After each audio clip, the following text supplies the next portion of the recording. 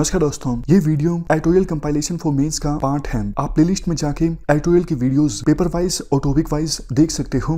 और अगर आप दिसंबर 2019 के बाद की वीडियोस को देखना चाहते हो तो वीडियो के नीचे मौजूद ज्वाइन बटन की सहायता से आप मेंबरशिप को ज्वाइन कर सकते हो। चलिए डिस्कशन स्टार्ट करते हैं।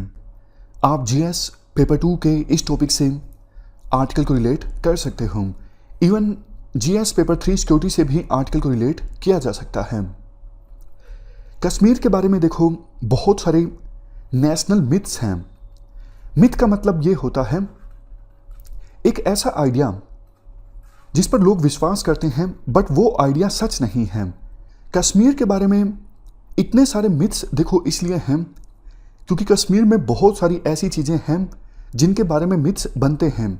जैसे कश्मीर को जाना जाता है इसकी सुंदरता के लिए, यहाँ पर क्रॉस बॉर्डर टेररिज्म है, डीप स्टेट एक्टिव है। बताइए डीप स्टेट का क्या मतलब होता है? आमतौर पर पाकिस्तान के संदर्भ में हम डीप स्टेट वर्ड का इस्तेमाल करते हैं। डीप स्टेट का मतलब होता है स्टेट विद इन स्टेट, मतलब वो लोग जो पर्दे के पीछे से स्ट्रिंग्स खींचते हैं। जैसे देखो, पाकिस्तान में पाकिस्तान की आर्मी, पाकिस्तान की ब्यूरोक्रेसी, इनके बारे में कहा जाता है कि असली सत्ता यही चलाते हैं। वहाँ पे डेमोक्रेसी नाम की है, लेकिन सरकार के डिसीजंस को इन्फ्लुएंस किया जाता है पाकिस्तान की आर्मी के द्वारा और पाकिस्तान की मिलिट्री के द्वारा। इसी प्रकार से हमारे कश्मीर में भी डीप स्टेट एक्टिव है, मतलब कुछ ऐसे पावर नेटवर्क्स एक्टिव हैं जो सरकार की पॉलिसी को इन्फ्लुएंस करते हैं। इसके अलावा कश्मीर में वार है, हीरोइज्म है। तो इन सब चीज़ों की वजह से कश्मीर के बारे में मिथ बनते हैं। अब कुछ मिथ्स राइटर के द्वारा बताए जाते हैं। सबसे पहला मिथ राइटर के द्वारा ये बताया जाता है, जब देखो कश्मीर को स्पेशल स्टेटस मिला हुआ था तो उस वक्त कहा जाता था कश्मीर की जो भी प्रॉब्लम्स हैं उनकी जड़ है आर्टिकल 370 और आर्टिकल 35A। इस स्पेशल स्टेटस की वजह से कश्मीर में डेवलपमेंट नहीं आ पा रही है। कश्मीर का जो हेल्थ इंफ्रास्ट्रक्चर है काफ़ी वीक है, इंडस्ट्रीज़ नहीं आती हैं आर्टिकल 370 की वजह से, और मिलिटेंसी भी कश्मीर में इसी आर्टिकल 370 की वजह से है। ये सारी चीज़ें कश्मीर के बारे में बोली जाती थी, बट राइटर ये मानते हैं ये देखो मिथ है। राइटर के अनुसार देखो, पहली बात तो ये है कश्मीर काफ़ी सारे इंडियन स्टेट्स के अपेक्षाकृत डेवलपमेंट के मामले में अच्छा कर रहा है। और ऐसा इसलिए क्योंकि 1950s में कश्मीर में लैंड रिफॉर्म्स आए थे, और लैंड रिफॉर्म्स इसीलिए आ पाए थे क्योंकि कश्मीर को स्पेशल स्टेटस मिला हुआ था। अगर कश्मीर को स्पेशल स्टेटस नहीं मिला हुआ होता तो शायद लैंड रिफॉर्म्स नहीं आते, और लैंड रिफॉर्म्स की वजह से कश्मीर जो बाकी कुछ इंडियन स्टेट्स के अपेक्षाकृत अच्छा कर रहा है वो नहीं कर पाता। नेक्स्ट देखो, जम्मू एंड कश्मीर के जो हेल्थ एंड एजुकेशनल इंडिकेटर्स हैं इनमें सुधार होना चाहिए, इसमें संदेह नहीं है। बट आर्टिकल 370 की वजह से हेल्थ और एजुकेशनल इंडिकेटर्स खराब हैं, ये एक मिथ है। प्राइवेट इंडस्ट्रीज इस्टाब्लिश की जा सकती हैं कश्मीर में, और इसके लिए प्राइवेट इंडस्ट्रीज लैंड लीज पर ले सकती हैं। और अगर गवर्नमेंट को कोई इंडस्ट्री इस्टाब्लिश करनी हो तो लैंड की कभी दिक्कत आई नहीं। तो ये बोलना कि लैंड नहीं मिल पाता इस वजह से इंडस्ट्रीज नहीं इस्टाब्लिश हो पाती, ये गलत है। इंडस्ट्रीज इसलिए नहीं इस्टाब्लिश हो पाती क्योंकि कश्मीर में मिलिटेंसी है, इंस्टेबिलिटी काफ़ी ज़्यादा रहती है। तो अगर जहाँ पर इंस्टेबिलिटी हो, वायलेंस हो, वहाँ पे बिजनेसमैन अपनी इंडस्ट्री इस्टाब्लिश करना पसंद करते नहीं हैं। तो राइटर अपने इन आर्ग्यूमेंट से ये बोलना चाहते हैं कि आर्टिकल 370, आर्टिकल 35A बल्कि इनका रोल रहा था कश्मीर के डेवलपमेंट में, ना कि मिलिटेंसी को बढ़ाने में। इसके बाद नेक्स्ट मिथ राइटर के द्वारा ये कहा जाता है कि सेंट्रल गवर्नमेंट बहुत सारा पैसा देती है जम्मू एंड कश्मीर को, बहुत सारा टैक्स पेयर्स का जो पैसा है वो कश्मीर के लोगों पर खर्च होता है, और इसीलिए कश्मीर की जो सिचुएशन है बाकी कुछ इंडियन स्टेट्स के अपेक्षाकृत अच्छी है। राइटर कहते हैं देखो ये दूसरा जो मिथ है पहले मिथ से कॉन्ट्राडिक्ट करता है। पहले मिथ में हमने क्या डिस्कस किया था कि आर्टिकल 370 और आर्टिकल 35A की वजह से डेवलपमेंट नहीं आ पाया कश्मीर में। बट दूसरा मिथ तो ये कहता है ना कि सेंट्रल गवर्नमेंट ने काफ़ी पैसा खर्च किया है कश्मीर में, इसी वजह से कश्मीर की जो पोजीशन है वो बाकी कुछ इंडियन स्टेट्स के अपेक्षाकृत अच्छी है। तो पहला मिथ और दूसरा मिथ आपस में दोनों कॉन्ट्राडिक्टरी हैं। इसके बाद राइटर ये कहते हैं देखो कुछ हद तक ये बात सही है कि सेंट्रल गवर्नमेंट काफ़ी पैसा देता है कश्मीर को, बट क्वेश्चन ये उठता है क्या वो पैसा जम्मू एंड कश्मीर की डेवलपमेंट पर खर्च होता है?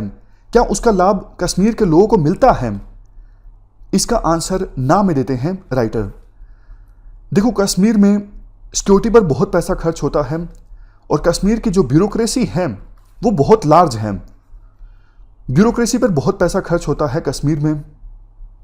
इसके अलावा कश्मीर को वैसे भी स्पेशल स्टेटस मिला हुआ है, जैसे कुछ हमारे देश में जो हिली स्टेट्स हैं उनको डेवलपमेंट के संदर्भ में स्पेशल स्टेटस दिया हुआ है, तो उसमें से कश्मीर भी एक है, जम्मू एंड कश्मीर। तो इस वजह से भी सेंट्रल गवर्नमेंट थोड़ा ज़्यादा पैसा देता है जम्मू एंड कश्मीर को। इसके बाद नेक्स्ट मिथ कश्मीर के बारे में ये है अगर कश्मीर में डेवलपमेंट आती है, विकास आता है, तो कश्मीर से मिलिटेंसी और इंसर्जेंसी को ख़त्म किया जा सकता है। राइटर कहते हैं देखो पहले तो आपको ये समझना होगा एक लिमिट है इंडिया कितनी असिस्टेंस जम्मू एंड कश्मीर को दे सकता है वहाँ पर डेवलपमेंट लाने के लिए, क्योंकि इंडिया की पोजीशन अभी ऐसी नहीं है कि इंडिया की जो जेबें हैं वो भरी हुई हैं, नहीं। और दूसरा कश्मीर की जो प्रॉब्लम है वो सिर्फ देखो डेवलपमेंट की प्रॉब्लम नहीं है, कश्मीर की प्रॉब्लम काफ़ी कॉम्प्लेक्स प्रॉब्लम है। जैसे कश्मीर के लोगों की कुछ हिस्टोरिकल ग्रीवेंसेस हैं। ये वादा किया गया था कश्मीर के लोगों के अनुसार कि रेफरेंडम करवाया जाएगा, वो बात अलग है कि रेफरेंडम के लिए अनुकूल स्थिति बनी ही नहीं और जो कंडीशन थी उसको पाकिस्तान ने पूरा किया ही नहीं।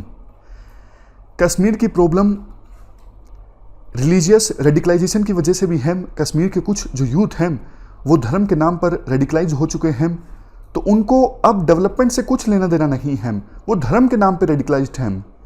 पाकिस्तान जो है लगातार इंटरफेयर करता है कश्मीर के अंदर। इसके अलावा कुछ कश्मीर के लोगों को यूँ लगता है हमें डेमोक्रेटिक राइट्स नहीं दिए जाते।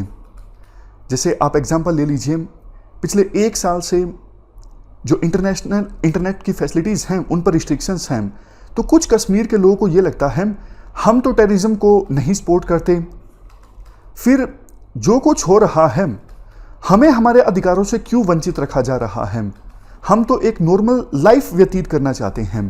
तो इस वजह से भी जो यूथ हैं वो एलियनेटेड हो जाते हैं। इवन कुछ लोगों को ये भी लगता है हर एक स्टेट में उस स्टेट के लोगों को मौका मिलता है अपनी मर्जी से सरकार चुनने का, बट कश्मीर में जब देखो 1980s में क्या हुआ था, बहुत ज़्यादा इलेक्शंस में धांधलेबाजी हुई थी, गड़बड़ी हुई थी। उसके बाद से 90s में मिलिटेंसी बहुत ज़्यादा बढ़ गई थी कश्मीर में।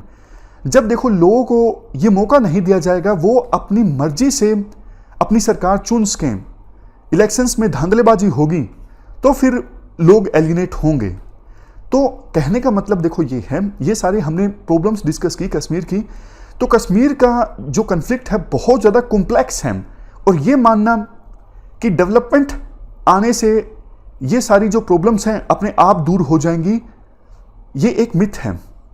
इसके बाद आर्टिकल में कहा जाता है देखो इन मिथ्स की वजह से देश के दूसरे हिस्सों में बहुत से जो लोग हैं वो कश्मीर के बारे में एक अलग धारणा रखते हैं और कश्मीरीज को ठीक से ट्रीट नहीं किया जाता है। इवन मीडिया, फिल्म्स, म्यूजिक या फिर किसी दूसरे तरह का कल्चरल रिप्रेजेंटेशन हो, इन्होंने भी इन मिथ्स को मजबूत ही बनाने का काम किया है, इन मिथ्स को तोड़ने का काम नहीं किया है। जैसे देखो एग्जाम्पल के तौर पर मीडिया में कश्मीर की कवरेज इस प्रकार से होती है जैसे देश के दूसरे हिस्सों में लोगों को ये लगता है कश्मीर के सभी जो लोग हैं वो आतंकवादियों के साथ सिंपैथी रखते हैं, बट देखो ऐसा नहीं है। कुछ लोग बेशक हों, लेकिन सभी लोगों की आतंकवादियों के साथ संवेदना नहीं है। इसके बाद आर्टिकल में ये बोला जाता है, देखो अगर वास्तव में कश्मीर को इंडिया के साथ इंटीग्रेट करना है तो हमें कम से कम इन मिथ्स को तोड़ना होगा सबसे पहले, ताकि एक्चुअल में जो प्रॉब्लम है उसको एड्रेस किया जा सके। इस डिस्कशन में फिलहाल इतना ही है। Thank you very much for discussion.